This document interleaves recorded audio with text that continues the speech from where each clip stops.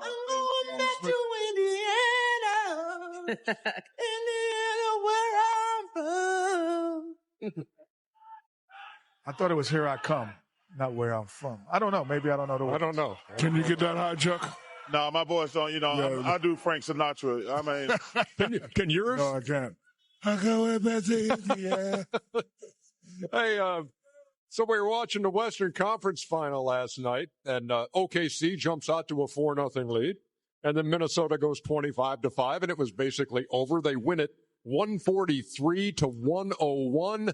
Here is Jared Greenberg with the Grizzly details. It's not often we're talking about the best team in basketball having to bounce back from a 42-point beatdown.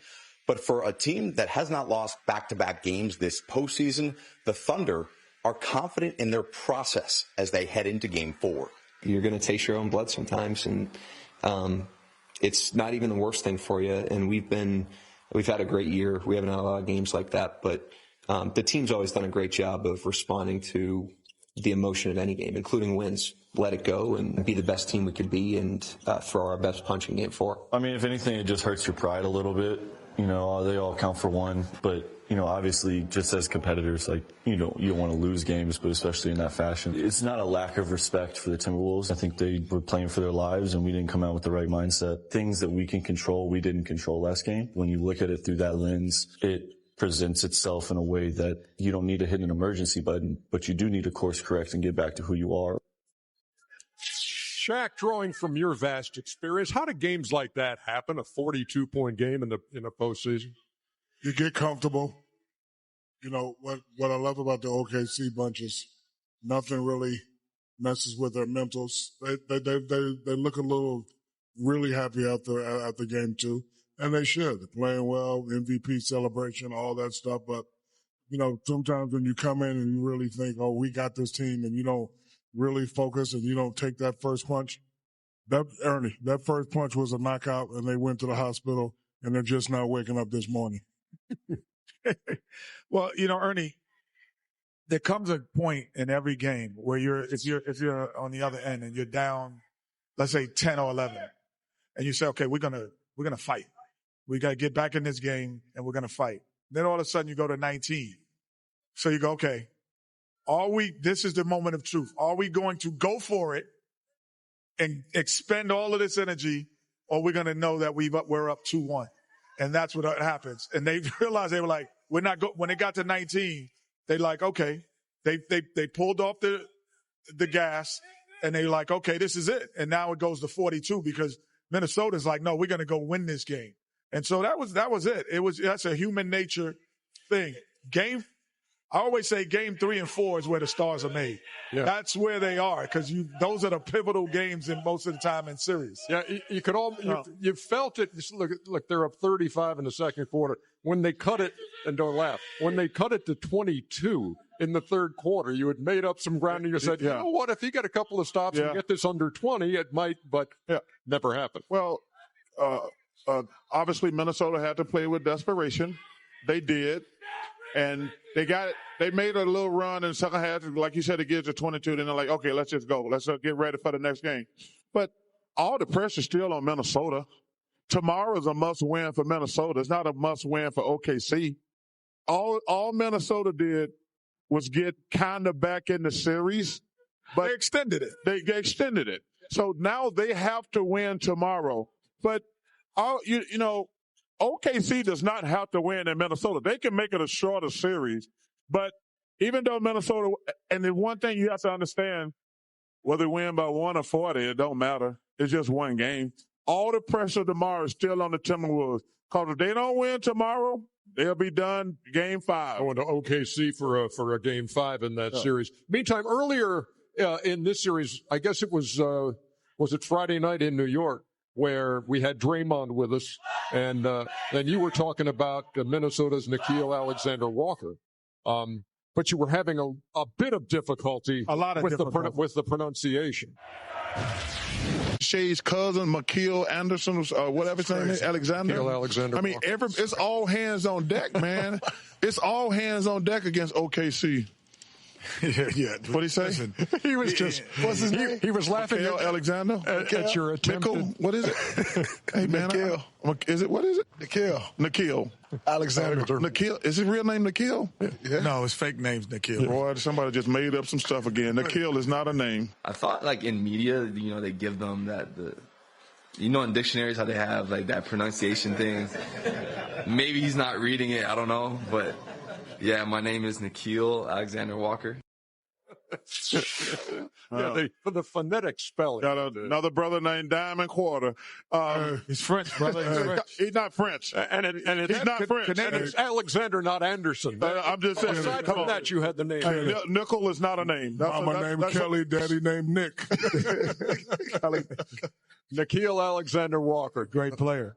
Great young player. Thanks for watching us Thank you. tonight. I appreciate you, brother. Good luck today. A night off. Good luck tomorrow. We got some Chuck singing. Singing. You can hit the high notes. Oh, see, there you go again. I hate y'all, man. That wasn't singing. That just No. that was just a high. We were doing something with the My six name foot is Tom Bounty for the Yeah. You had a list. You used to have a list. How'd you get rid of your list? I mean, there's Hey, man, speech coaches. You might have had a speech coach. You used to talk like this. To talk about it. Hey, you know what? Hey, Kenny. You did. Kenny. You sound great now. Thank you. Kenny Ernie. We should do the whole net Thetman talking like this. That how you talk. Yeah, that's okay. Let me know when you're going to do that. I'll take the day off. We'll come back with more. We'll be back. We'll be back Here from Indianapolis. Oh. You're going to be Hey, like that in a few weeks. That was fly rights. That was in GQ, y'all. I know y'all know what that means. Y'all never been in there. Gonna start the show, all eyes on me. All eyes on me, nah.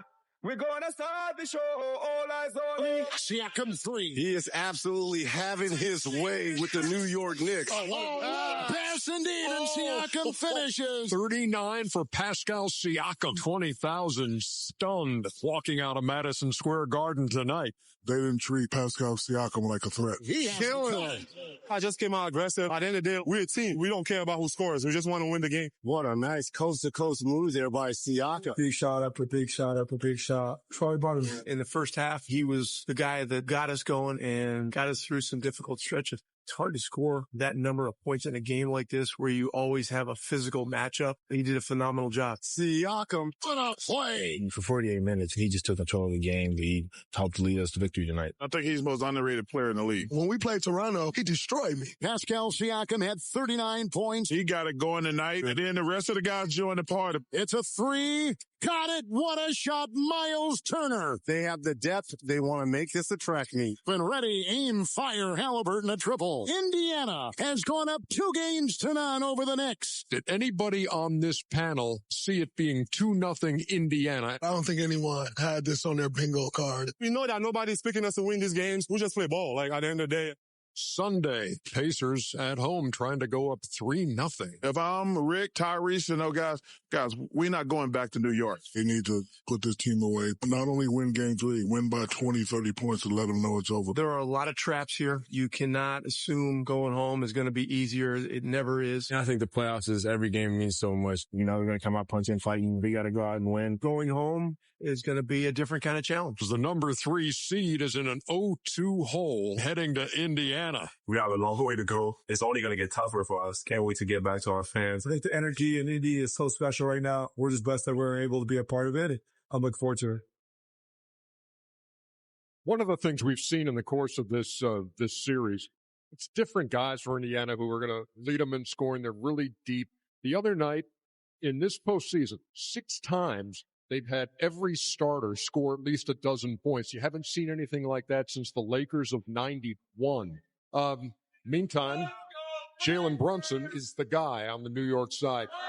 And the numbers on his field goal attempts in this series, he's got 30 more field goal attempts than anybody else. In the postseason, 103 more.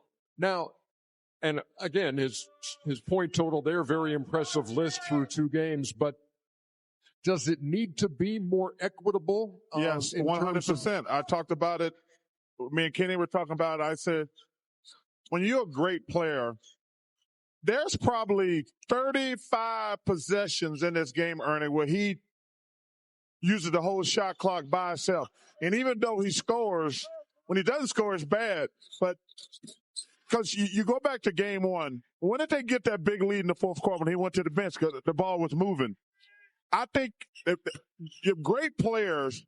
I think sometimes they should get you started, but they really there for closing. And I think he should get them off to a good start. Then in second and third quarter, try to get other guys involved and then close. He got Mr. Clutch for a reason. He's the best clutch player in the NBA, but he kind of dominates the ball so much. I mean, he's shooting the ball really, because you have to factor in them free throws too. You have to factor out because free throws don't count on your FGAs. So he probably taking another 7 to 10 shots a game. So he's got 18 more than Mikal Bridges in this series. He's got 103 more than Cat in this postseason. Well, he definitely have to share the wealth and control the pace. But the reason he has to share the wealth is because he's the ball handler. So if it was, a different person, if it was KD, no, keep shooting, get your shots because someone else is bringing the ball up, but you're bringing it up, which occupies 11 seconds where no one has touched the basketball. And then you're making your play, which is another 5 to 7 seconds. So the reason he has to distribute it a little bit more is because he's the ball handler. If it was Kobe Bryant with Shaq, I'd be like, keep shooting, Kobe, because Derek Fisher's bringing the ball and controlling the pace. So he has to do that because he's the ball handler, share the wealth. I agree with both, but he has to do both. But I think he has to start the game aggressive so Indiana panics a little bit, makes it easier for the other guys. I wouldn't want to look at the stat sheet and see him 5 points and somebody else 15, 20. I want him to let them know, hey, guys, follow me tonight. I'm going to work. And then when Indiana makes adjustments, then the other guys can hit timely shots. But giving guys dunks and layups, isn't that the same thing? Like, that's what I mean. When he runs that pick and roll, if he keeps that dribble one more time instead of taking the pull-up and has the roller, that changes the dynamic of the game. Yes, you are talking dunks there, but I'm talking about jump shots. If he's kicking out the guys, they're not hitting the shots. I need him to do that and then make Indiana make adjustments and then come back later. The game dictates that. When you're a great player, you can get a shot every time. But you should sometimes say, I'm going to get other guys involved. Now, if they're not doing their job, it's time for the star to take over. But I'm trying to get role players involved because what's that going to do is it's going to make the defense cheat off of me a little bit. That's going to make me more effective in the fourth quarter. And obviously it saves energy also. The Tyrese Halliburton factor, obviously, hit the big shot in game one, had 31 to send it to overtime with the high bouncing shot. But the most impressive stat on Halliburton in this postseason, 115 assists, 24 turnovers. That's nearly a 5-to-1 ratio. Yeah, 3-to-1 is when you're playing great. That is a great basketball player, 3-to-1 in terms of 3 assists for every turnover if you handle the ball. But with that many opportunities, this is where the comfortability has really been for him. They haven't made him uncomfortable. They haven't made him turn the basketball over. They haven't forced him into tough shots. They play him one-on-one after pick and roll, and then he knows he's just got to play 1v1 in those moments. But also, Ernie, if you look at all those highlights, who is he scoring on? The big man. The big man can't put pressure on him. That's why I say they run the same play. They run the pick and roll, and the big man try to guard him. A big guy is not going to make him turn the ball over. Go ahead, Shaq. What I love about this kid right here, he always plays the right way. He always makes the right pass, always makes the right decision. Love watching this kid play. Well, the difference is, a team like Oklahoma City, they can switch everything. And get in him. Because the 4 guys that are on the perimeter are pretty much the same size. Yes. And actually, physically, they can move just as well. And then they have Hartenstein in the back. But when you're the New York Knicks and you're even going to start Mitchell Robinson possibly, and you have Cat, you don't have the same luxury to do that if you're the Knicks. And they're not playing physical, and they have no defensive intensity right now. I see, and I think we can't overreact. You're down 0-2. No. I know. I'm saying there's a sense of urgency. But let's don't sit here and act like the Pacers blew these guys out 2 games in a row. I mean, come on. We got to use. Wait, can I ask you this question? Sure. Was game 2 easier than game 1? Well, they blew game 1. Okay. Let's get that out the way. But game 2 was, I'm just saying, we can't act like the Pacers are like a touchdown or something better than, listen, if Knicks play well, they can get back in this series tonight. Let's don't act like they stumped them. But game 2, to your question, game 2 was easier than game 1. Much easier. I think that they stole 1. But then game 2 was like, okay, you're going to bring your best. It was a 1-possession game with 7 seconds to go. I know, but I'm saying they led by 10 and let New York in, cutting the gap to 1. I know, but overall, you said which game was easier. Let me ask you a question. You said that in game 2 they had a 10-point lead. Yeah.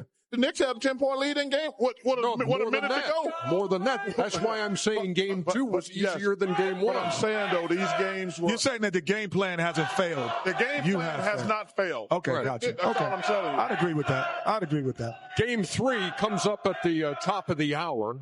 We're coming back with more here on TNT NBA. Fresh as a daisy. In just a second. Oh! Fresh as a daisy. Fresh as a daisy. Yes, indeed. Yeah, you've been watching. We appreciate that. Great setting here tonight. Can't wait to bring it to you. Much more to come here on TNT. And you folks fresh as a daisy in the fourth quarter.